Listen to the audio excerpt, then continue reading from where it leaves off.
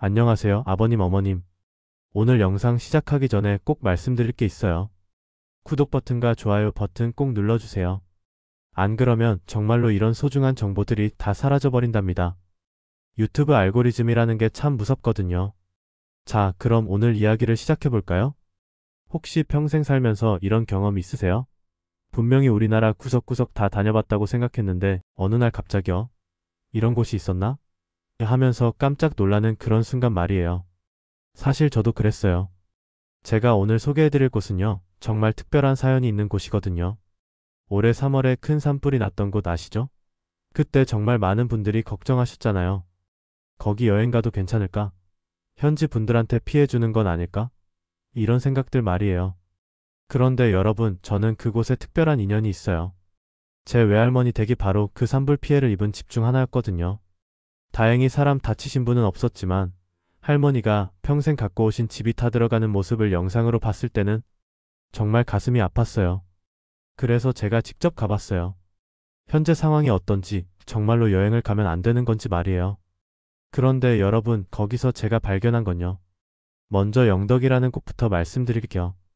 영덕하면 보통 대게 생각하시죠? 맞아요. 그런데 영덕에는 대게 말고도 정말 놀라운 보물들이 숨어 있었어요. 제가 처음 도착한 곳은 노물리 마을이에요. 이 마을 이름이 참 특이하죠? 노물이라는 건 한자로 늙을 노 아닐 물자를 써서 늙지 않는다는 뜻이거든요.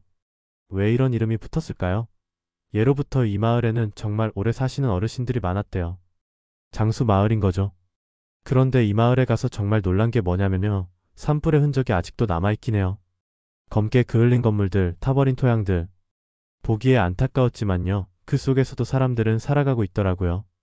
전기와 가스가 들어오는 식당들은 다시 문을 열었고, 어부들은 살아남은 그물을 챙겨서 바다로 나가고 있었어요. 여러분, 이게 바로 우리나라 사람들의 저력이 아닐까요?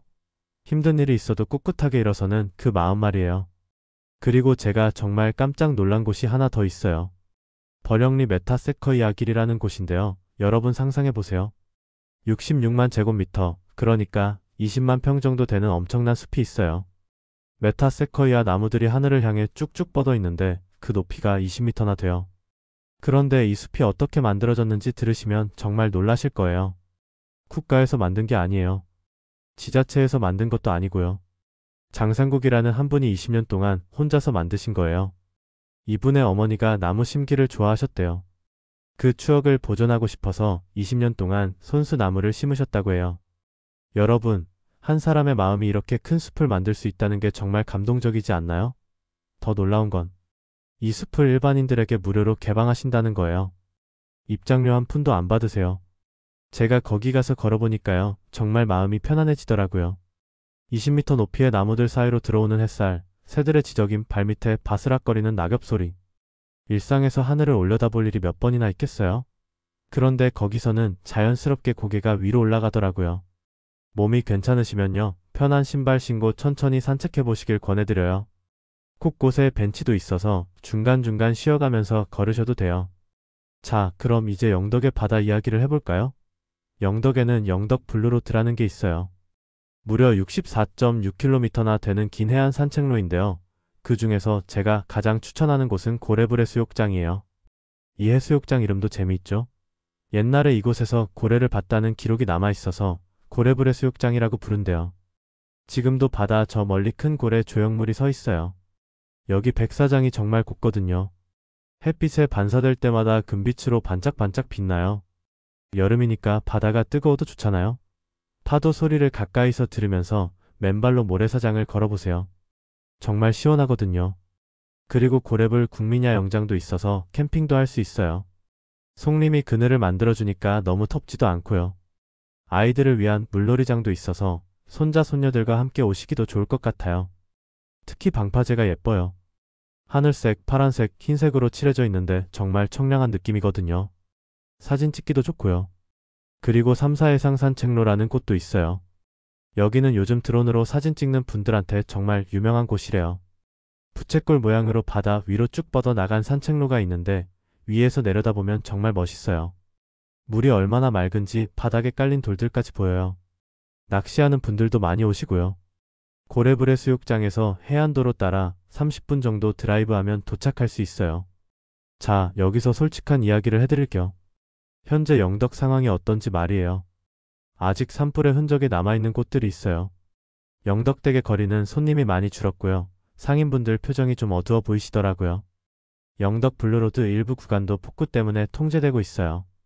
그런데 여러분, 바로 이럴 때가 우리가 가야 할 때가 아닐까요? 현지 주민들이 가장 간절히 바라는 게 뭔지 아세요? 기부나 도움도 물론 고맙지만 가장 바라는 건 바로 사람들의 발길이래요. 여행객들이 와서 밥도 먹고 숙박도 하고 그래야 진짜 일상이 돌아온다고 하시더라고요.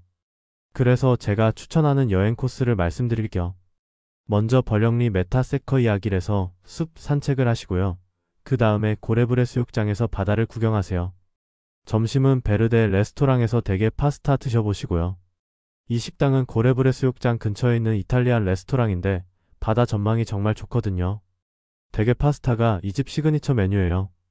오후에는 3-4해상 산책로에서 드라이브와 산책을 즐기시고 저녁에는 영덕대게 거리에서 진짜 영덕대게를 드셔보세요. 지금이야말로 현지 상인들을 도와줄 수 있는 가장 좋은 기회거든요. 여행 계획 세우실 때 참고하실 점들 알려드릴게요. 먼저 교통편인데요. 자가용이 가장 편해요. 특히 해안도로 드라이브가 정말 멋있거든요. 기차로 오시면 영덕역에서 내려서 버스나 택시를 이용하시면 돼요. 숙박은 고래불 국민야 영장에서 캠핑을 하셔도 좋고 펜션이나 모텔들도 많이 있어요.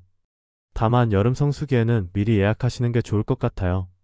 복장은 편한 옷차림으로 오시면 되는데요. 특히 신발은 정말 편한 걸로 신고 오세요. 메타세커이아 길 걸으실 때나 해변 산책할 때 발이 편해야 하거든요.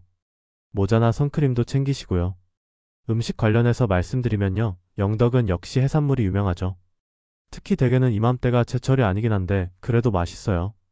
미역도 유명하고요. 특히 노물리 돌미역이 정말 좋다고 하더라고요.